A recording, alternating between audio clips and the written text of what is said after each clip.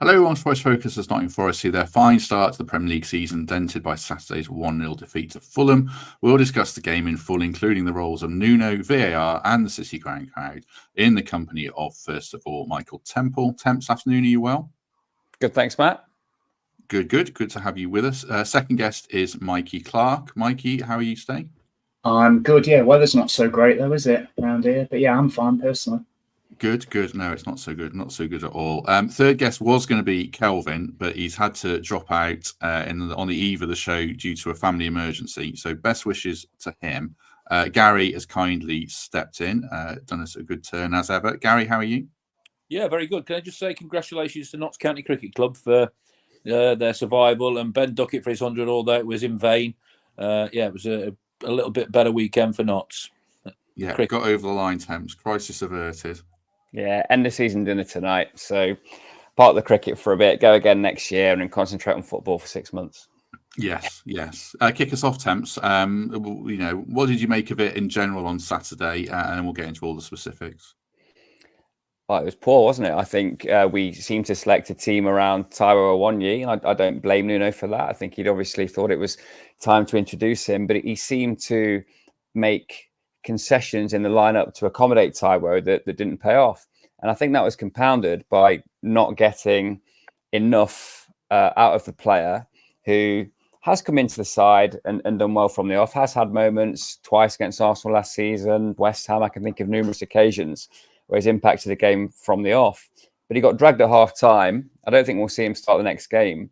And he looked a bit of a shadow of the player that Chelsea were considering spending 35, 40 million pounds on 12 months ago. So I just think he would have been forgiven for picking both wingers at home. And we're not privy to fitness and form or whatever's gone off in training. But I just think we need to impose ourselves at home by picking those players in form. And for me, the first two names on that team sheet should have been Callum Hudson-Odoi and Anthony Elanga. As I said, I don't blame Nuno in any great shake. I think he's had some tactical masterstrokes this season.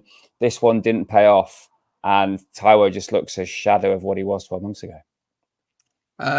If anyone's going to be on board with 4-4-2, Gary, or I don't know what it was really, 4-2-2-2, then it might be you. I mean, I actually thought Taiwo was okay and with very limited service. So what did you make of it, Gary? Well, I got a text from Temps before the game saying I'm not sure about the lineup, and I looked at it and I thought, it's obviously Gibbs White was a big miss. It was a strange one. 4-4-2 obviously has gone out the window. It's an old hat thing now. I thought it might confuse Fulham a little bit. Seeing a 4-4-2, they probably planned for one up front, and that could have unsettled them a little bit. But I think it was the midfield that was a little bit stagnant. It was, a little bit, didn't seem much creation out there. If you got two up front, you need creation, you need balls into them, you need service to them. And it was just, did we only have one shot on target in 90 minutes? And there's little created. I don't know, you mentioned about Elanga and Hudson-Odoi, Temps, and that's right. You play your best players. Even if there's a hint of injury, you say, right, let's be positive. Let's go out. You start the game. Give me as long as you can. I always say this because that's what Brian Clough used to do with us. Give me an hour if you can. We might win the game with those two on, even if they come off just after half time or something like that, because their pace is just absolutely, it's horrible for defenders. It almost seemed like we set up to nullify Fulham a little bit rather than being at home and saying, right, we're on the front foot. We're going to be positive. You've got to beat us. Yeah, we'll respect you, but, we're going to go for this. It just seemed all a little bit negative. What did you make of Ty? I'll throw this back to Temps to give him a case of the defence as well. What did you make of Tyler then, Gary? Like I thought he did pretty well with what he was given. What did you think of him? I think the shades of what we know he can do, but his lack of game time at the moment, it's worse for a striker, I think, than anybody, because you have to have your wits about your sharpness. His hold-up play at times I thought was particularly good. He looked, a threat in the box. But if you're not giving them service, the two lads up front, I felt a bit sorry for them because they're having to come a little bit deeper than they probably wanted. You only need one. When you've got two up front, you only need one to come deeper and the other one go over the top, which is always going to be Taiwo. It was a very strange one. I just think that, the crowd felt it a little bit as well, with the team selection. But that's the pressure managers are under to get it right, and didn't work. And let's be fair, Fulham are nobody's mugs. They beat Newcastle the week before, and Newcastle drew with Man City. It's I think people underestimate the teams like Brentford, Fulham, Bournemouth, but they're there by right. They deserve to be there, and they're nobody's mugs, and they proved that on Saturday. I'll just throw it back to Temps before I bring Mikey in, just to elaborate on Tyro if you want to. Do you think he was bad then, Temps, or just not what he was when he was at his best? Yeah, exactly that. I'm seeing lots of people come to his defence in the comments, and he was a willing runner at times, wasn't he? He chased that lost cause in the corner, regained possession. There was some good hold-up play. But I think for him and Chris Wood to succeed in a 2, they need service from wide. And playing a deep and compact central midfield 3, because the shape at times was 4-3-3 with Dominguez pressing on the left side and Taiwo Chris Wood drifting out to the right out of possession. The system didn't seem set up to benefit 2 strikers of that type. So I think he was dragged at half time for a reason, probably fitness as much as form. But I can just see the kind of frustration that Liverpool had and we're having, because the best of him can be unstoppable in the Premier League. Some of the goals he scored, the goal at Man U, the solo efforts, lung buster from box to box to convert that Alanga cross against Arsenal. Some brilliant moments from Taiwo. And I just think he's just not quite fulfilling his potential at this moment. Look, it's a brutal assessment based off 45 minutes in which the whole team struggled. But I think Nuno and others will become frustrated if we don't see more of those performances closer to his ceiling than his floor.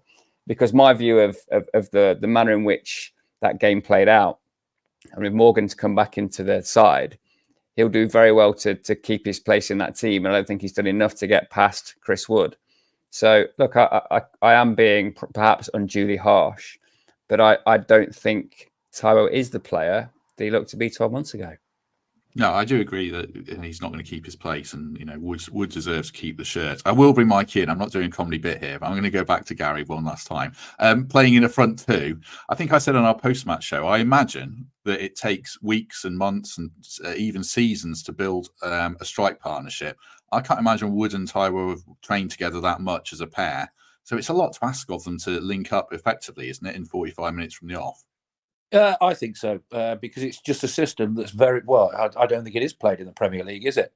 I was guest on Saturday along with Tony Woodcock, and I played up front with Tony. And before I got in the team, I always watch what him and Peter With did, and if I could help in any way when I got a chance, if I got a chance, then, whatever I could do. I didn't really watch what other people were doing. I just kept my eye on those 2. Because it is, it's so important as centre halves as well. I think we've got that right with Milenkovic and what's his name? Murillo. Yeah, I think we've got it right there. They look very solid together, and partnerships like that are so important. And it was just thrown together, and I think it just confused everybody. I think the 2 of them are used to playing up front by themselves, and it looked like, well, do I drop short? Do I, where do I go? And it was a little bit hesitant, and it's understandable because, like I say, it's not a system that you see anymore. Temps. No, I'm joking. Mikey, give us your thoughts on what you've heard there in general around team selection and all that kind of stuff. I mean, I don't think we didn't get battered in the game or anything, but it was a pretty rubbish game. How much of it was team selection a factor in that, do you think?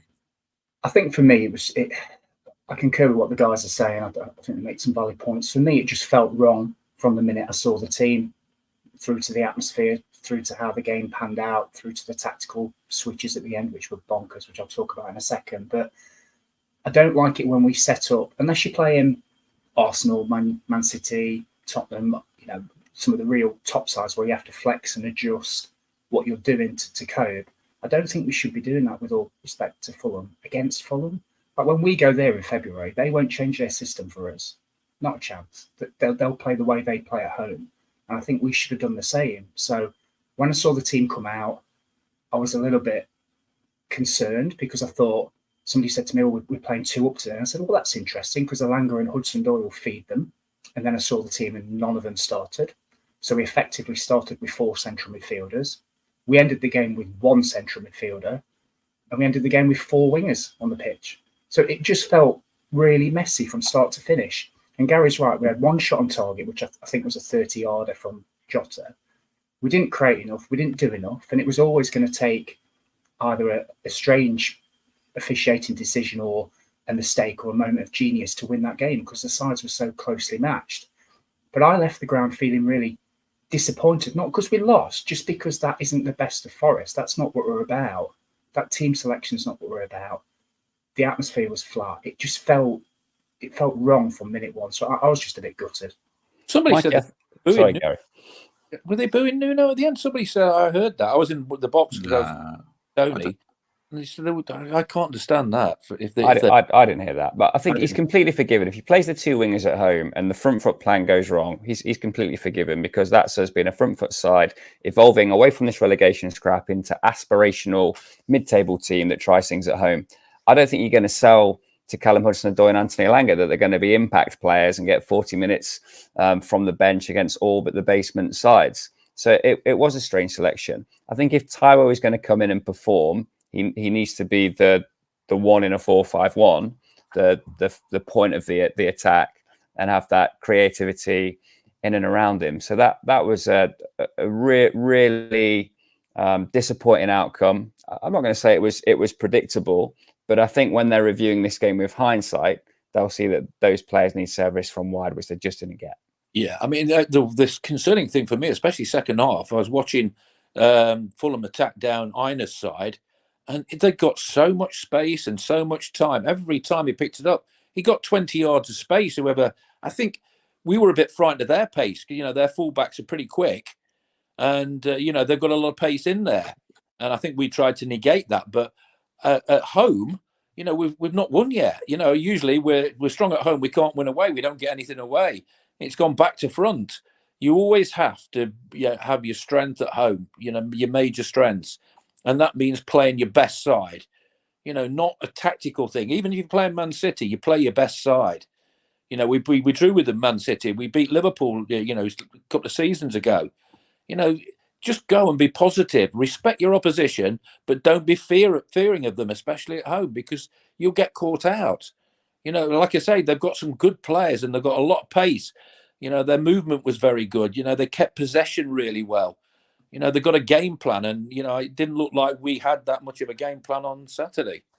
Yeah, I'm trying not to review the game in hindsight too much, because at half time I was talking to a few people. It was with Pete.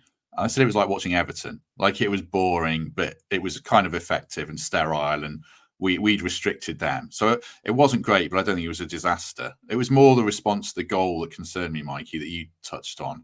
Like, it went from conservative to chaotic in a click of the fingers, really. I didn't understand really what we were trying to achieve once we went 1-0 down. I thought we helped Fulham with the way we played after we went behind, basically. Conservative to chaotic is a great phrase, because that's what I was thinking as well. I thought it just seemed as if we were reluctant to put any sort of wingers on or go for it or play a normal shape until they scored, and then we just chucked the kitchen sink at it, and it felt like a basketball match that last 20 minutes, which I guess you half expect because you're chasing the game, but there was no shape, there was no structure.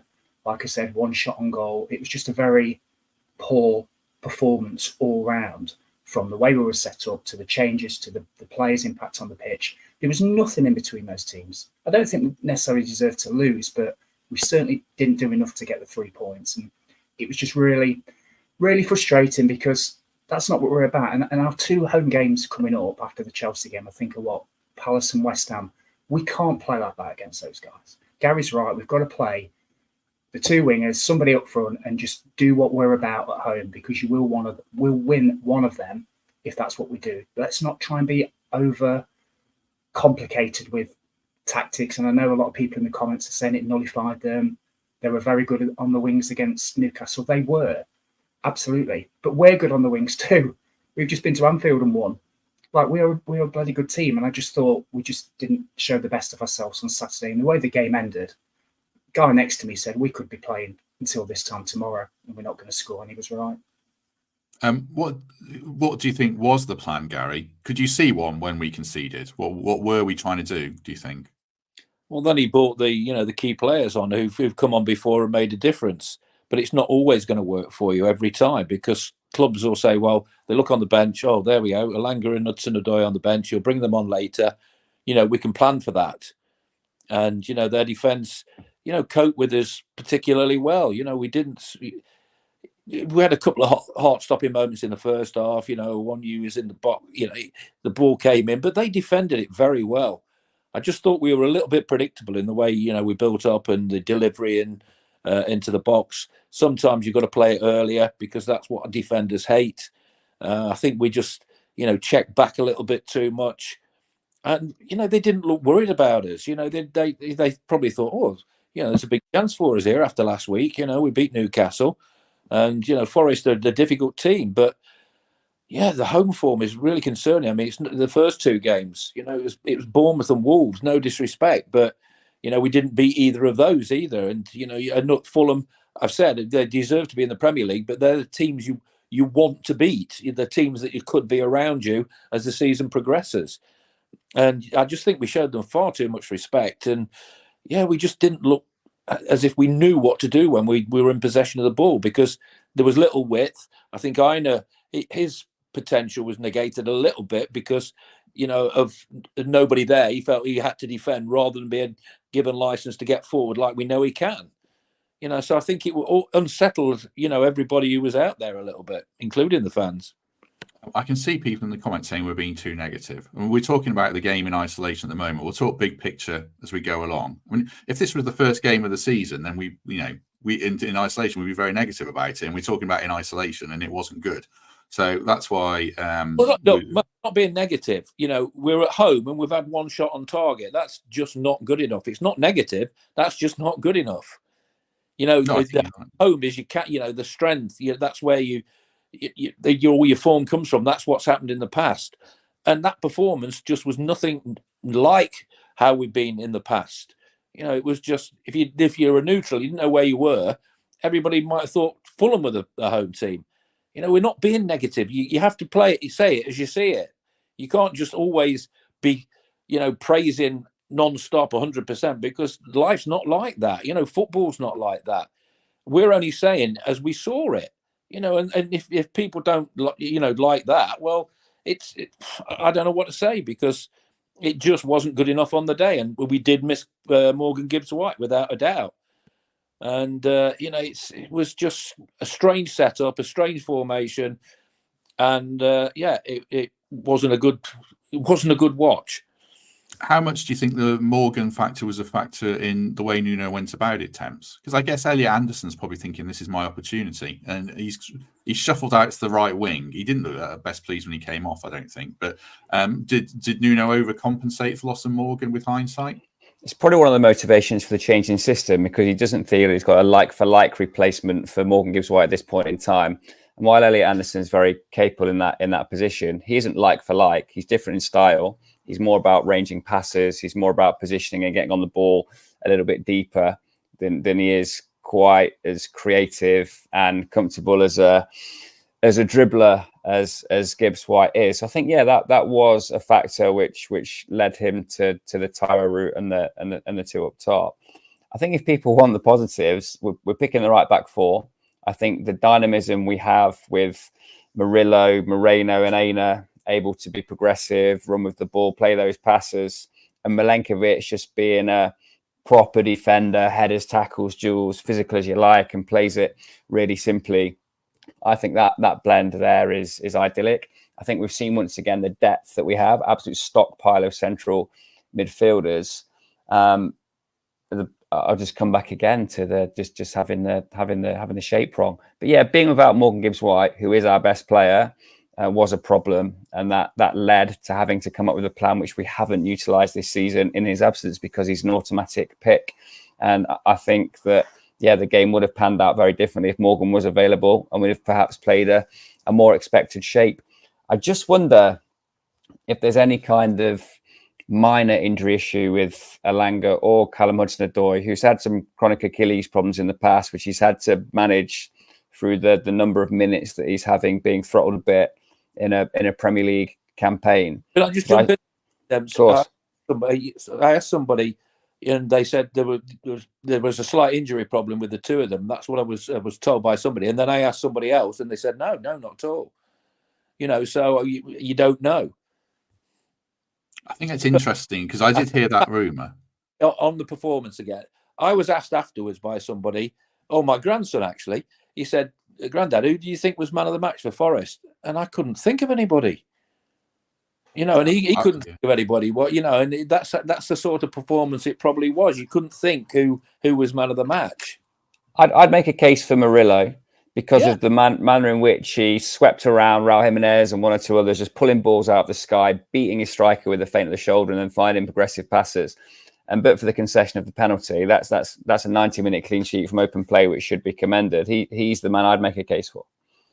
I went for. I thought both centre halves were good, and we protected Sells well. I mean, Sells hasn't had a lot to do. This should have been a 0-0 really, and it hinges on the penalty. I went for Milenkovic. Just before we get to the penalty, Gary raised something there. I did hear a rumour the wingers were carrying something, and if they were, Mikey, then you kind of think, okay, we've got Jota and we've got Sosa. But when you see how they play when they came off the bench, I kind of wonder if Nuno doesn't think they're ready to start. And he's easing them in. I mean, I'm not going to dig out Sosa too much because he's done well for us, but it wasn't his day. And Jota's he's kind of chaotic in his play. He does lots of good stuff, but did we see why Nuno's easing them in slowly? Potentially, but hindsight is always a good thing. I think if it was me, I would have just gone for minimal changes. I think you see with Fulham the benefit of having a stable squad and shape. They all know their roles and know what they're doing. They're very good at it. I just think too much of our team changed on Saturday. So from the shape to the personnel, it was very chaotic that last 20 minutes. And if he feels that they're not ready to start, I'd just question when they are ready to start, because we've got no cup games he can throw them into. Our next test away is really difficult with Chelsea. And then you've got 2 home games where the pressure is now ramped up a little bit. So I think that was an ideal opportunity to maybe start one, if not both of them, rather than tamper and try and be too clever with the shape. But hindsight is always a good thing. Go on. It's back to front logic for me. It's all right. If you go behind, he throws them on. And then they know that they're under pressure to deliver. Yeah. I would much rather, see them from the start. It makes perfect sense. They're on the bench. So if you cross that white line, we were always told you're fit. If you're not fit, you tell us, and you're not on the bench or whatever. So, just ask them, the individuals, say, how do you feel? Do you want to go out there? And, they might have done that. I don't know. But those two cause havoc. On their day, they cause havoc. And, they could have been, because it was Fulham, and no disrespect if it was Man City or anybody else. But, it was a perfect opportunity not to be negative, but to go out there and, take the game to them and say, right, we've not started the home form that well. We've usually we're good at home, very good at home. Let's just go on with the games coming up now. We could have been in the top 6 again with a win at, over Fulham, but it was just, we were on our heels from the start a little bit. 330 people watching, so do us a favour and hit like if you haven't already. We'll talk about VAR shortly. So I think the consensus is it was kind of on track for a pretty dull 0-0 to the point where Fulham scored. Just before that, a word for the Trent navigation. Here's a jarring change of pace for you. The M&M show is on Saturday, the 2nd of November, after the West Ham game. So we're ahead a little bit here, but an M&M tribute act after the game. Usual provisos apply. Pizza kitchen, barbecue, 2 outdoor bars, real ales, cask beers, ciders, and more. 2 big screens as well. I watched the game, the Man City game, as my FPL weekend fell apart early on in Mikey's company on the second big screen. So yeah, it was really good before the game. So get down and have and enjoy everything they've got to offer, including fake M&M. Right, VAR temps. I mean, well, there were lots of instances. We'll talk about all 3 or even 4. So I haven't seen a replay of one involving Elliot Anderson, but there was obviously the penalty, the Elanga one, and Joachim Andersen on Taiwo. Was there a penalty in the game for you or not? Or if so, who for? There wasn't a penalty in the game, and I hold the referee blameless because he didn't give a penalty in the game.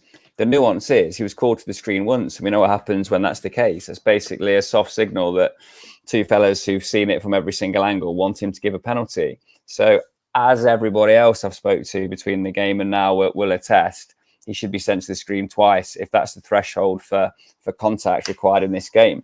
So I think my annoyance is the same as everybody else's. And it may have been inevitable if it had happened the other way around. He's not called to the screen for their penalty. He is called to the screen for the Elanga incident. We find ourselves on the right side of it. So continually frustrated by VAR, continually frustrated by that process. And here we've had an instance where a referee has decided the output of the game while he himself has got every major decision right. Gary, what about you? One penalty, no penalties, the role of the AR and the role of the ref? Well, I can see why, probably while he's given it, but we see that week in, week out from set pieces. People are wrestling with people, pulling people down. The hands all over the place. Do you see a penalty given? No, you don't. I can't remember the last time I saw a penalty given for that. If he's going to give one like that, then you've got to give every one. Until the ball comes in or whatever. It looked bad afterwards because when he fell down, he fell onto the back of him as well. But, at first I thought it was a penalty, but having seen it again since, I'm not so sure. But everybody's saying, if that's a penalty, then the Elanga one has got to go, at least to the referee to go to the screen and have a look. The inconsistencies are still there. They promised everybody that it was going to improve, and it hasn't. It really hasn't. So far this season, it's staggering. Yeah, I mean, I've got no love for Bruno Fernandes at all, but I'm not sure how that's a red card when you slip. There's a lot of weird inconsistencies again, certainly, I would say. What about you? But red card wasn't a red card last week. That shouldn't have been a sending off. Well, that's what the independent panel said as well, by 3-2. What about you, Mikey? Oh, I love VAR. You know me. I love it. Honestly. No, I think I was thinking about it this morning. I think if you played all those incidents to somebody that's not seen the game and have no emotional investment in any of the teams, I reckon they all say soft, soft, soft, every single one of them. And the fact that one of them has been pulled out and overturned just shows the complete inconsistency of it all. I actually thought their challenge for the second one was more of a penalty than the one they actually got. Yeah, exactly. And I thought, at the time, here we go. But there you go. But I think ours on the Elanga, if you're going to give that, then you need to give the other. But it's a small thing that changes the game and dictates the game and then causes the chaos after it. I'm going to go back to Everton away last season. Oh, 3 yeah. that should have been penalties. 3. And none were given. They were blatant penalties. They really were, in my eye, as an ex-player. We could see what happened, and none of them were given. And you see that one on Saturday, which is, soft. When you see it again and again, and they give it. That's the huge glaring inconsistencies that we're seeing at the moment. It's crackers. It really is. Yeah. Yeah, I mean, I think the Elanga one was the most clear one of the lot, really. Murillo's one was actually clumsy, the second one, as well. It's just misuse of VAR. I thought the ref had a decent game. He missed one advantage and apologised for it, which happens.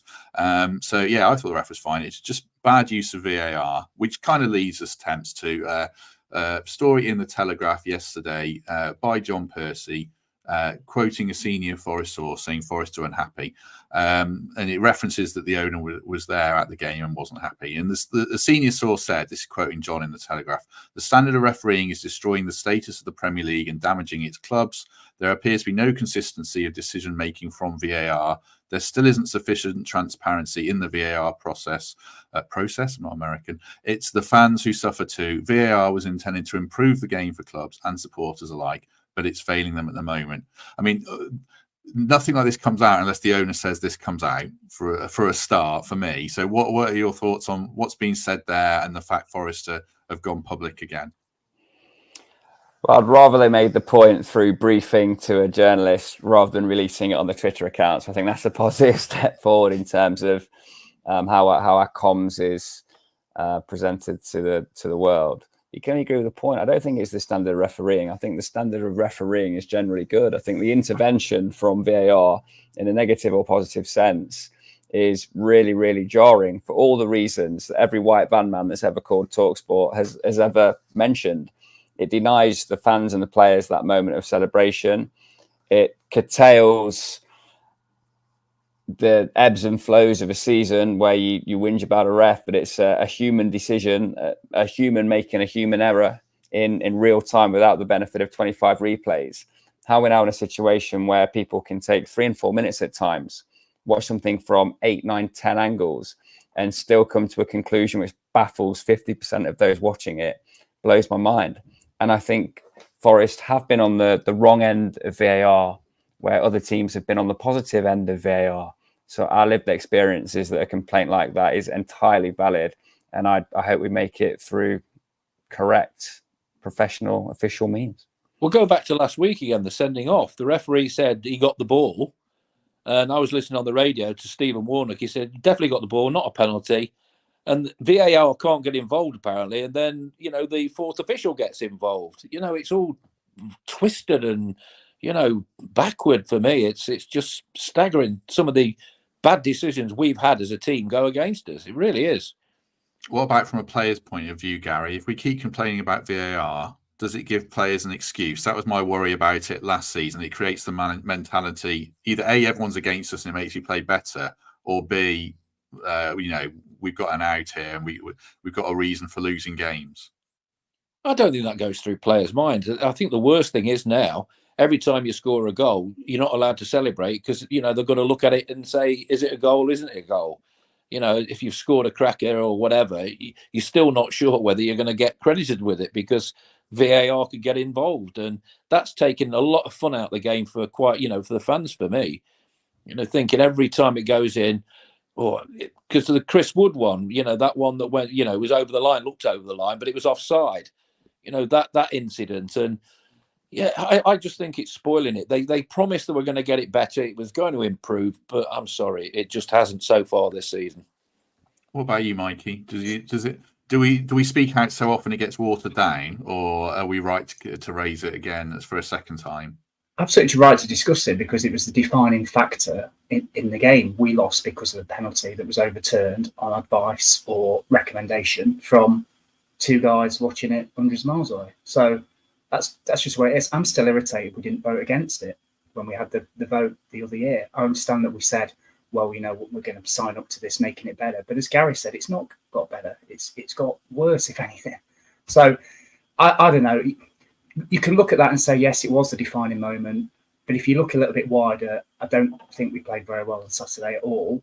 But yet we're going harping back to this moment that cost us the game. But it was just very disappointing. However, you mentioned about me being positive. If you do look at the bigger picture, and I know we're going to do this, we are sat 10th. We are on, we're looking upwards, I think. We've got a couple of games where we should try and target, I think. So it has been a good start to the season, but you're only as good as your last game. And our last game wasn't very good. Yes, I do want to come on to that. Just one more thing. I agree with everything that's been said. I don't know how you fix VAR unless you get better people using it. The level of competency is one thing, and also how VAR is used. An ex-player to help. That's the perfect.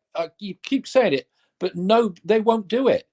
There's an arrogance there that no, we will get it right. We're doing a good job. They're not doing a good job. Ex-players know. When I'll go back to the Ashley Young one last season where he's handled it, and he put his arm straight behind his back. And you ask any player when that happens, it's handball. For a fact it's an instinctive thing that you do, trying to hide the fact that you've handled it. So players know the little tricks, the little nuances. And, it just makes perfect sense to get them involved. Why not? There's a second point around the intricacies of how it's used. I saw a couple of people, I think Paul was one of them in the chat, saying, the ref didn't see the first incident with Murillo, but he did see the second one and it wasn't given. So that adjusts the threshold. And we're getting such silly minutiae here. VAR is supposed to be to correct, clear and obvious howling errors, not to referee the game from Stockley Park, which is where we're still at with, you know, human decisions and the wrong human decisions in our opinion and lots of people's opinions for this game. So it's the way VAR is used and the rules around it that are still wrong that need addressing for me. One last point, Temps, and add to that if you want. I saw Dan in the comments, and I hadn't thought of this. Watching the penalty back, was Sells a bit Peter Shilton-esque, diving, you know, when the ball was in the net? I know that's harsh. Yeah, I mean, I know that's harsh, and you don't expect a keeper to save it, but it wasn't the greatest penalty when you watch it back with the terrible stuttering runner. Are we digging? You know, am I focusing on Sells too much there because he didn't have anything else to do in the game bar one decent save? I think it's harder for keepers now because back in the day it was a pretty straight run up and you dive left or right. There were very few down the middle. And the advantage is now of the striker with trying to get used to the pace of these stutter steps and when to dive, or you end up doing what Sells did at the weekend. But I don't know. It's not possible for them to be aware. Go on, mate. Where's that rule gone that it was ungentlemanly conduct to stutter and do that? That was a rule at one stage in the season. You weren't allowed to do that, the stuttering run. Where did it come from and changed? It's crept in. The success that Bruno Fernandes had with his streak with the hop step before he struck it. Ivan Toney, I remember Lyle Taylor walking at the ball. I think it's an advantage to the striker to just throw the rhythm of the keeper off. If you're taking a straight run up from 5 square paces, they know the moment they make that decision, and then it's a pretty even contest if they guess it right. I think strikers have obviously got so much wiser and created so much variance in doing that, and Jimenez did have the better of it at the weekend. Well, I thought a few seasons ago the rule was you weren't allowed to do that. It was classed as ungentlemanly conduct, that stuttery run-up. It was, but I think it's for whatever reason it's allowed, isn't it now? But it wasn't, never used to be. Let's talk big picture then. The other question I wanted to discuss was, is this a reality check? I can see Kevin's in the chat say, tweeting me this was a reality check about where we really are, Mikey, or is it a blip because the tactics were so departed from what we've done all season that you kind of treat the game in isolation? Not that you can entirely do that, but you know what I mean. Is actually we're still a good Premier League side, and this was just one to move on from quickly. It's a blip. It's a bad day. We were missing our best player. We didn't play very well. Our formation was a bit bonkers. We had a couple of bad decisions against us. It was just one of those days where it just didn't work. But I think I've seen enough from the start of this season to know we've come on leaps. I think we'll be all right. I think we'll be fine. There's plenty of ability in that squad. You know, we're in our 3rd season in the Premier League now. We just need to ramp up, as Gary says, that home record, get on the front foot a little bit more, stop worrying so much about the opposition because they should be worrying about us at home. Because he's proved away from home, the team have proved that we can go there and now be a really hard team to play against away from home. Like I genuinely fancy is maybe to get something at the weekend as well. So I think away form, the team's almost suited to play. We just need to turn that home form around. But I think Forest as a whole, you look at that squad, and it's pretty good. We should be okay. Let's not over panic about Saturday. It was just a bad day. Things didn't work. Let's get back on the horse, get some at the weekend, and then we've got 2 home games. I'll add to that, Mikey. The squad this season is so much better than the squad next season because we've kept the crown jewels in Murillo and Morgan Gibbs-White. We've added an upgrade at centre-half. We've added so much depth in central midfield. And the form of our wingers has just continued from where it was last season, if not lifted. The challenge now for Nuno, and there can't always be a plan A, he does need to have multiple formations and be able to know who's down the chart if there's an injury or a suspension. But if we find the formulas that work within this squad, we are a significantly better side than last season, and we'll realise 10 to 15 more points than we did last season. There you go.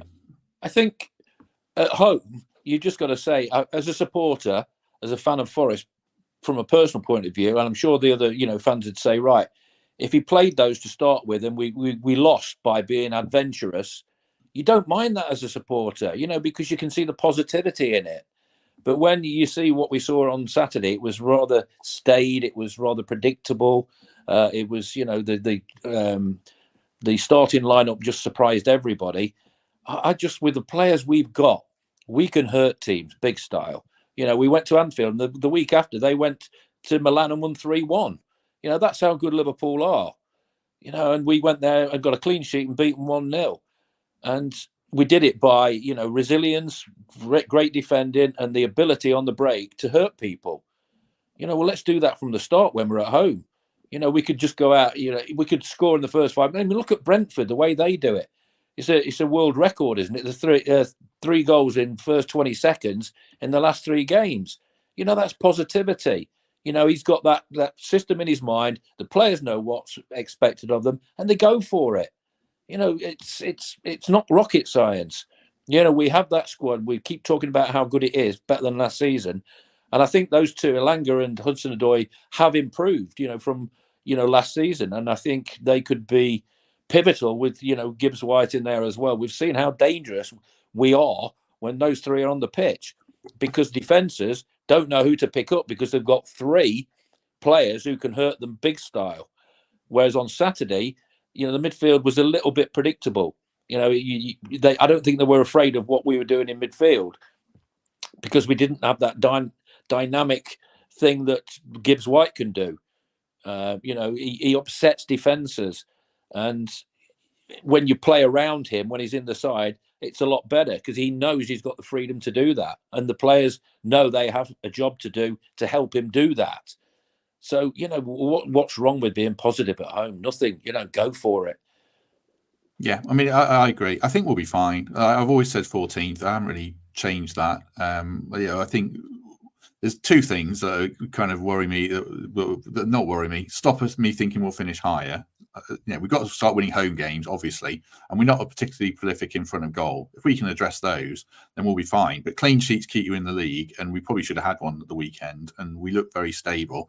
It's just not, we're just not quite scoring enough. And obviously home form, Mikey, you referenced it to me. I think it's 3 wins in 18, 2 this calendar year. Is it a worry, or did you see enough in Wolves and Bournemouth in particular to think that wins are coming if we pick a more proactive team with hindsight? Forest will be fine if we go back to the formula that is getting us all our success.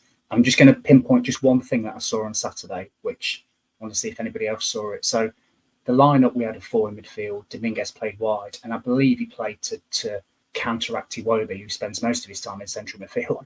So to have that 1-on-1, within 90 seconds, Silva flicked their 2 wingers over. So I said to Lindsay next to me, don't worry, Dominguez will just go across and follow him. And he didn't. And that's what, it's just little things like that. If he's in the team to mark him and do that job, he should do that job and maybe flick across. And then it just, from there on, it just felt a bit disjointed and a bit flat. But I do think, going back to your question, Matt, less of that, more of what we're about at home. So start the 2 wingers, the guy up front, and then we can flex dependent on how the game transpires from there. But I think we'll be fine. We'll be all right. As Temp said, it's a significantly better squad. I just thought Saturday was a bit mismatch. I think is probably the word. I think we always better with 3 at the back, and that allows Aina to produce what he can do.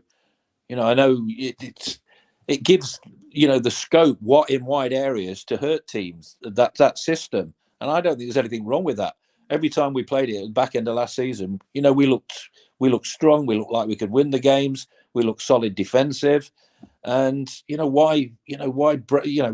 men's, what's the saying? Why break? Why men? Yeah, I can't. Don't fix it if it's not broken. Yeah. Broken. Yeah, it's that's what you're trying to say, Mikey. Really, isn't it? Stick with that system that's successful against anybody. Yeah. Away to Chelsea with Willy Bolly. Willy Bolly was out of this game, so see what he's like. Sorry, Mikey. No, I was actually going to say exactly the same thing. If Bolly's fit, it's a very serious option. I think we played that against Man City and we're fantastic at home. I know we lost the game, but we gave them a right going over for an hour. So that is a very valid option to have. We've got Moreno, who's very attacking down one side, Aina or Williams down the other. So there is options there, which is why I think we'll be absolutely fine. Let's just put it down to what it was. We all know, we think we know what went wrong. Let's just get back to what we're good at. Next 2 home games, Temps are probably quite indicative. I think Palace at home, West Ham at home, and I think we've got Newcastle at home coming up as well. But particularly Palace and West Ham, kind of teams that we'll be competing with in that bracket of the table, possibly, will give us a good indication of where we're at.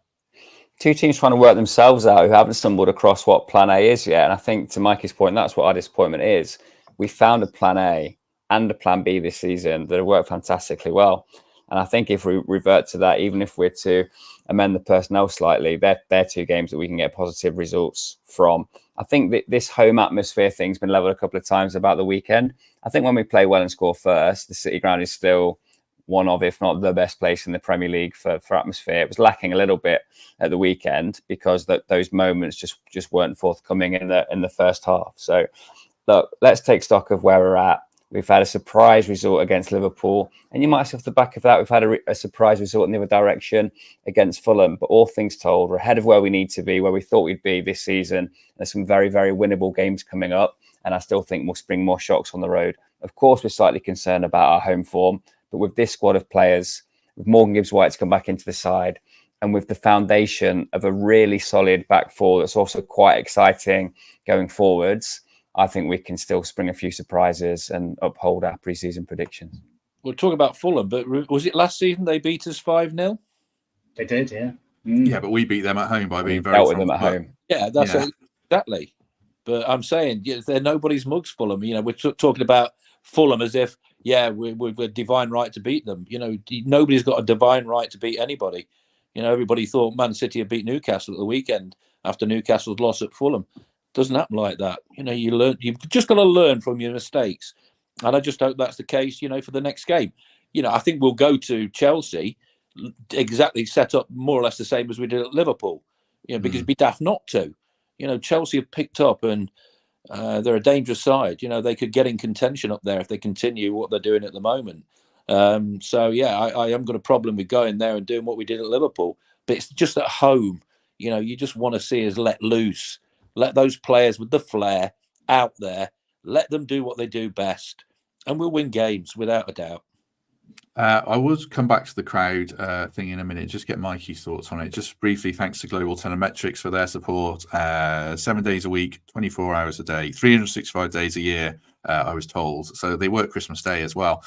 So if you need securing your vehicle, then they are the people for you. Thanks for their support as ever. And the link is in the description if you're looking for stopping your car or van or truck or anything getting nicked. Right, going back to the car tickets. Mikey, I mean, lots of people were commenting on the weekend, some saying reasonably it is what it is. Like Tem says, it's Fulham at home. We didn't play well. Others saying there's complacency around, there's less jeopardy in each game now because we feel we're a decent Premier League team. And others saying the ticket prices are too high and they're pricing out the noisy fans. Where are you at on it? Or was it too early to say? It's a horrible answer to this, but it's absolutely all of them. So I think where we're at is when I say a big team, I can't think of more words. So when Liverpool comes to town or Man City something, the crowd's up front from minute one because your backs are against the wall. And the crowd know that everybody needs to be on their game, including Bislot, supporting them. I think when a team comes where you're thinking, actually, we're probably favourites for today, or we should be there or thereabouts, you're almost waiting for the players to give you a spark, to give you something. And it never came, as Gary says. So a lot of fans are like going, come on then, let's wait. Never happened. I think the reality is somewhere in the middle. I think what you'll find is as the season pans out, 10, 12 games, we head towards that Christmas time. Depending on where you are, I think the buzz will come back. I know it wasn't necessarily there Saturday, but it will. And I just think it's just it was an off day even for the fans, I think, to be honest with you. And the next 2 home games are quite pivotal. Monday night, under the lights, it will be electric. I guarantee it. So we'll be back on form. Can I just say something as well? I watched the Ipswich Villa game and I thoroughly enjoyed it. It was just so entertaining. And that's what, Ipswich went out, played to their strengths, played to their key players. And they were a threat non-stop. They could have beat Villa, and that's what they've got. That's what they know they've got. They know their strengths and they try to play to them, on a regular basis. It was a joy to watch. It really was. And, they could stay up if they keep playing like that, without a doubt, because Villa are nobody's mugs either. They could have gone joint top, I think, or if they'd have won that game. So, be brave at home, like they were, and, play to your strong players.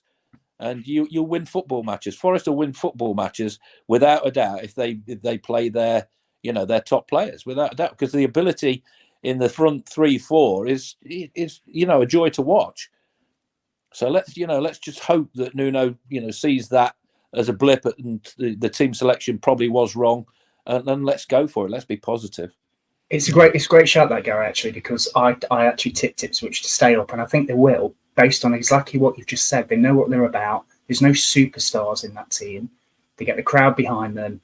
They all, they run through brick walls, and to be fair, they really do attack. When they get it wide, they get 6 or 7 in the box. It's nuts, and they've not changed since the Championship. So I think they'll beat a lot of teams down there just with that positive intent, and I think Forest will. At the City Ground, there'll be times where we turn it on, we pick the right team, and we blow teams away because that side's got it in their locker. Yeah. Well, if they hadn't have had he was a World Cup winning goalkeeper, wasn't he, Villa? Yeah, Martinez, brilliant. Yeah. If they hadn't have had him, Ipswich would have won that. They were that good at times. Yeah, Ipswich are this season's Luton, but actually decent, I would say. So we'll see how they go. Right, if people enjoy this, do us a favour. There's 400 people watching, so hit like. It does make a big difference, as I always say. Certainly help us out. Any other business? Any final thoughts, Michael Temple, before we go? Nothing to add. Good to catch up with Gary Birtles at the weekend, and Forest will come good. Let's try and spring a surprise next up and get this home form rocking, and we can be what we want to be. Yeah, here's one for you. Would you rather be a Forest fan or a Manchester United fan at the moment? Oh, yeah. God, they were bad, weren't they? Rather be a Forest fan. I mean, yesterday, I watched parts of the game, the Man United game. It was shambolic a little bit. That word has been used, and, we're not in that state. I think we're better off than them at the moment. And, more power to Nuno's elbow that, he'll carry on doing that. Yeah, I mean, I'm just looking at the table while Gary says that. Obviously, the teams, you'd rather be in Forest position than Wolves, Southampton, Leicester, Everton, obviously. But, Palace, I've referenced, Temps mentioned it, West Ham still working it all out, Man United, we're above all these teams. So I know people will say this was a negative episode, but it was a negative game. So, yeah, that's why. But we're in a very good place still, certainly. Mikey, anything from you? Yeah, Forest will be fine. It was a bad day at the office, and we've tried to dissect it, which I think is the right thing to do. Just a couple of things from me. I know you mentioned it on Saturday, Matt, but I finished 3rd in the Trent Nav quiz, which I'm really one of my pivotal moments in my life. So thank you for Fothers. And I was talking to Fothers after it as well, and we both shared our love of teams in the lower leagues trying to play like Man City. You see it every week when they pass it out. They take more risks in their own box than they do in opposition's box. And you always get 1 or 2 goals, and it's absolutely nuts. And I probably ask Gary this. I can't understand why players that just maybe with best of them just can't do it, get told to play out from the back, and they can see goal after goal, week after week. Don't understand it. Do that this season. That's why they'll go down, because they continually try and do it. And I went to watch my grandson on yesterday. And even the kids at that age of 12 years old, they're playing out from the back, and the goalkeepers are trying to, be clever. And you're thinking that's because they're watching the Premier League, and you don't need to do that. Mix it up a little bit. But there's a lot to be hopeful for with our squad and our players. But you look at the 2 decisions that have gone against us the last couple of weeks. The Fulham one, and Morgan Gibbs-White getting sent off. You bounce back from that. I mean, that point at Brighton was, terrific. Going to Brighton, going to Liverpool, and coming away with 4 points out of those 2 games, you take that, every day of the week. So there's a lot to be hopeful for. I think we're just reflecting on that one performance, and it was not very good. You're going to get those games, but let's just be positive at home. Let's just enjoy our flair players, because they will hurt. And I think we've got the stability at the back, around in midfield, to allow them to do that on a regular basis. I think that's what the annoying thing is. We have that sort of defensive quality now that allows Morgan Gibbs-White to go and, do what he does best, and for Elanga and for Hudson-Odoi, with the knowledge in their minds that they can do that when, they've got that behind them. We're a very dangerous team. A couple of car crash lower league goals, if people want to check that out this morning. Northampton v Huddersfield last week was a funny one, and Swindon v Port Vale this week, where he rolls it out to the centre half who loses it, and they just tap it in. That's a funny one as well. That's the new outfield players playing in goal. I think car crash lower league goals is good fun. Right, the only thing from me I was going to say is, if you haven't already, do us a favour, vote for us for the Football Content Awards. We're finalists in 2 categories, and you can see on screen if you're on YouTube, footballcontentawards.com/voting. If you could vote for us for best new content creator and best Premier League podcast, that would be very much appreciated. We shall be back tomorrow, hopefully with Emily and another. We'll chat about stuff. Emily, you'll be upbeat about it all no matter what, so that'll be good. And then Wednesday with myself and David Jackson, and then we'll start looking ahead to Chelsea properly. Michael Temple, thank you very much. Cheers, fellows. See you soon. Gary Birtle, thank you very much. Absolute pleasure as always. Certainly was. Mikey, thank you very much. Pleasure. Keep your chins up, everybody. It'll make the upcoming home wins even more sweeter when you took a bit of a kick in one game. So just stay positive. Definitely. You can vote as many times as you want. I think that's a loophole, Richard Spray, who's asking in the chat. So yeah, do that. Just vote loads. Right. Thanks very much, everyone. Have a good day. If we don't see you tomorrow, then we shall see you soon.